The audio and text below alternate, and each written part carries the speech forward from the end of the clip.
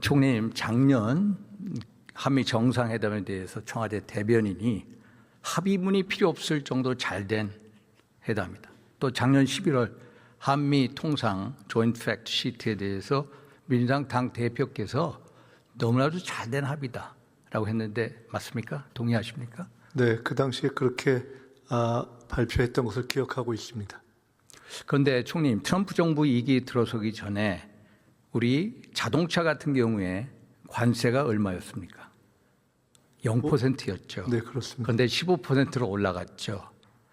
맞습니까? 네, 우리만 그런 것은 아니라는 것도 알고 예, 계실 물론 거라고. 이제 유럽, 일본 15%인데 자동차 같은 경우에 원래 유럽이나 일본은 2.5%였습니다. 그런데 똑같이 15%가 됐습니다. 그러면 상대적으로 우리를 불리한 합의를 한 게 아닌가? 그렇습니다. 그리고 우리가 15% 관세 인상인데 또 25%로 인상하겠다고 관복 해제하겠다고 그러지 않습니까? 그러면 이게 잘된 합의라면 이렇게 될 수가 없다 이런 생각이 들고요. 우리 총리님께서 지난번에 벤스 부통령 만나셨는데 참 상징적인 장면이 있었습니다. 역대 총리 중에 그런 분이 없을 거예요.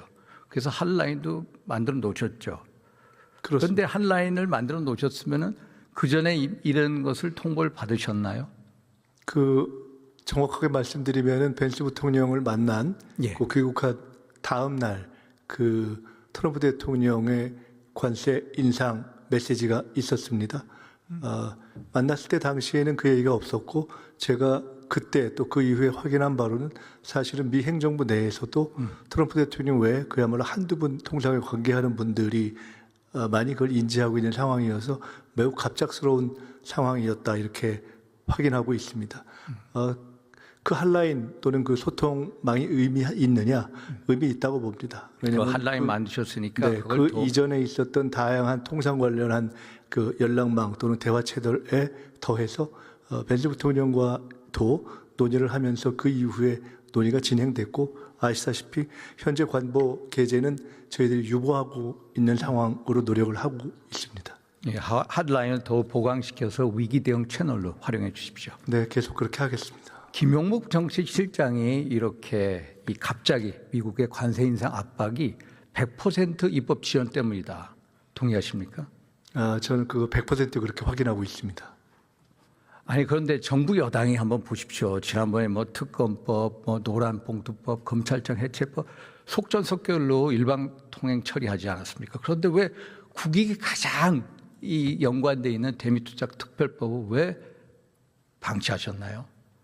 글쎄요, 방치는 아닌 것으로 알고 있고요. 지금이라도 그러면은 뭐 일방 처리하기는 좀 그렇지 않습니까? 예, 이에 대해서 아시다시피 이것을 비준으로 해야 되는 것이 아니냐라고 야당 측에서도 제기해 오신 바가 있고 가급적 이 문제를 의논해서 처리하려고 시간이 진행된 것으로 알고 있는데 다행히 지금이라도 여야 합의로 진행되고 있기 때문에 가급적 빠른 시기 2월 안에 처리될 것으로 기대하고 있습니다.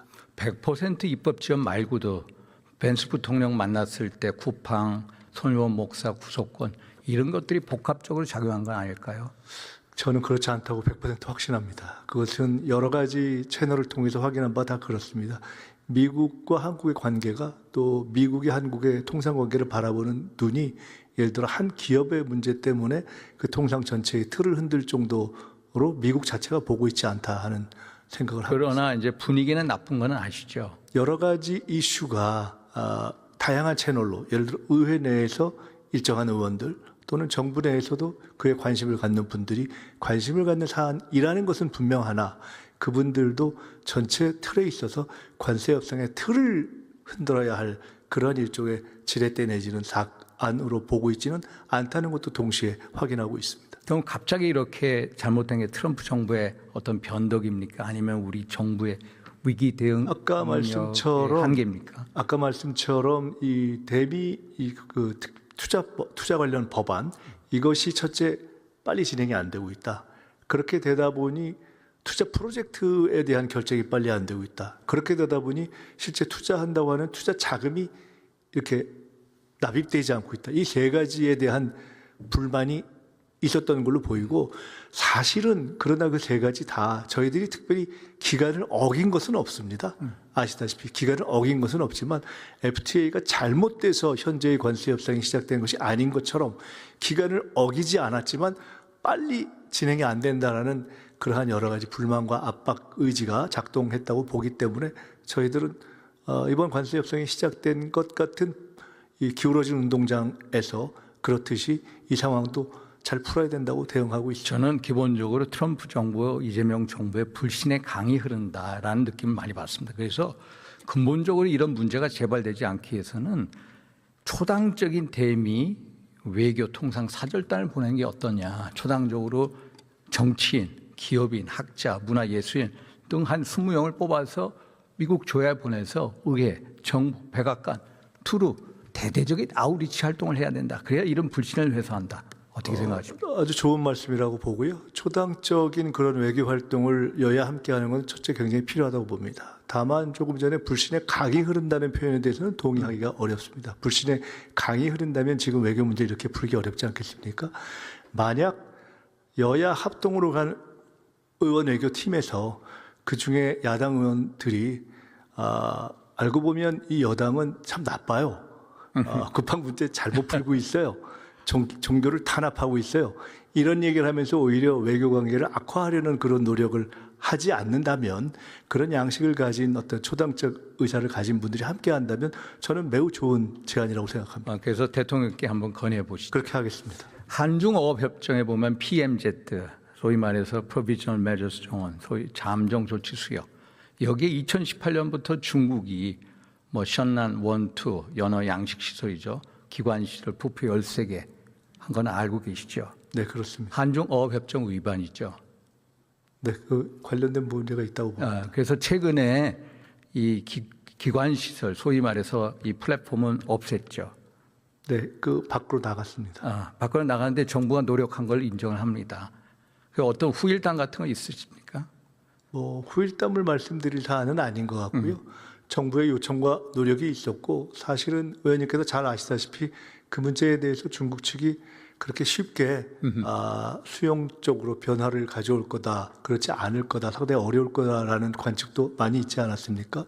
어찌됐건 변화가 있었습니다. 그리고 100%다 문제 해결이 된 것은 아니라고 보고 저희들이 지속적으로 노력해 가겠습니다. 남을 시설도 철거 예정입니까? 네, 계속 노력하고 있습니다. 만약에 안 되면 강제 철거 생각하세요? 지금 뭐 이미 하나가 외교적 노력에 의해서 그 진전되고 있는 상황에서 그런 가설을 가상할 필요는 없습니다. 예를 들어서 만약에 강제로 철거할 경지까지 온다면, 만약에 중국이 끝내 굴복을 안 한다면 비례성의 원칙에서 맞대응을 해야 할 필요성이 있다라는 말씀을 드립니다. 아시다시피 베트남 방식이 있지 않습니까? 남중국에 보면은 남사군도 서사군도를 둘러싸고 이 중국하고 말레이시아, 브루나이, 인도네시아, 베트남, 필리핀 싸우고 있는데 베트남 방식이 아주 유효합니다. 소위 말해서 인공섬에다가 인공섬을 한 수십 개를 만듭니다. 2021년도부터. 그리고 거기에다가 화약고, 활주로, 방어벽, 군사시설을 만들어요. 그 수준이 벌써 중국이 한 거에 80% 가까이 왔습니다. 이게 가장 맞대응 비례성 원칙. 한번 검토해 보시죠. 네, 아까도 말씀드렸듯이 굳이 외교적 노력이 진전을 못 낸 상황에서 가설을 굳이 세울 필요는 없다고 보고요. 다만 그와는 별도로 비례성 원칙 등등을 제기하는 문제 제기에 대해서도 저희가 충분히 듣고 알고 있습니다. 이와는 약간 다른 사안이지만 대통령께서 중국과 관련된 여러 사안 중에 예를 들어 어선들의 우리 침범 문제라든가 이런 등등에 대해서 매우 강력하고 단호한 조치를 취해야 한다는 입장을 쭉 취해 오신 걸 아실 것이라고 알고 생각합니다. 그 북한에 억류된 한국인 6분 알고 계시죠? 어떤 분들입니까? 어디에 있는지 알고 계세요 혹시? 저는 정확하게 그분들이 어디에 계신지는 정보를 갖고 있지는 않습니다. 근데 김정욱 선교사, 최춘길 선교사, 김국기 선교사 해가지고 벌써 북한에 억류된 지 10수년이 지났습니다. 네. 민당 인권을 중시하는 우리 민당 이재명 정부에서 꼭 그분들의 어떤 행사, 소위 말해서 행방, 어디 있고 무슨 어떻게 지내는지 꼭 추적해 주십시오. 꼭 구출해 주십시오. 남북 간의 대화가 다시 열린다면 저희들이 반드시 놓치지 않고 그분들의 인권에 대해서 저희들이 매우 중히 생각하면서 찾아가겠습니다. 우크라이나에 있는 북한의 생존 병사 2명. 벌써 한국에 50다고 한 지 1년이 넘었습니다. 그 사람들 어떻게 되고 있습니까?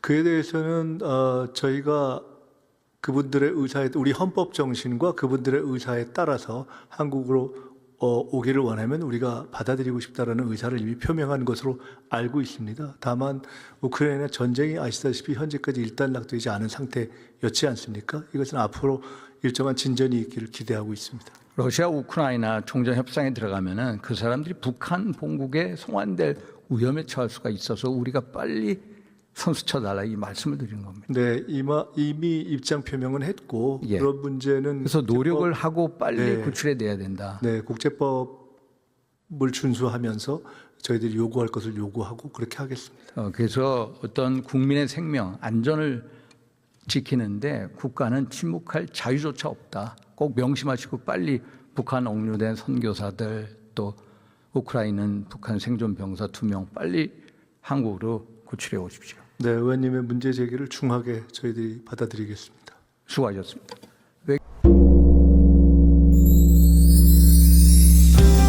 150만 구독자와 함께 걸어온 민족언론 서울의 소리. 우리는 오늘 새로운 얼굴로 새로운 마음으로 다시 출발합니다. 탄압과 내란의 혼란 속에서도 멈추지 않았던 이유. 국민이 주인인 나라, 민주시민의 목소리, 국민 주권의 시대를 지키기 위해서였습니다. 이제 서울의 소리는 더 넓은 무대로 나아갑니다. 언론을 넘어 영상과 소리, 현장과 기록이 살아 숨쉬는 새로운 멀티미디어 저널로 다시 태어납니다. 진실을 말하고 거짓을 바로잡으며 시민과 함께 만드는 언론. 그 사명과 각오를 마음에 새기며 서울의 소리는 오늘 또 한 번 새롭게 출발합니다. 함께 걸어온 길처럼 앞으로의 길도 시민 여러분과 나란히 가겠습니다. 서울의 소리. 우리가 다시 시작합니다.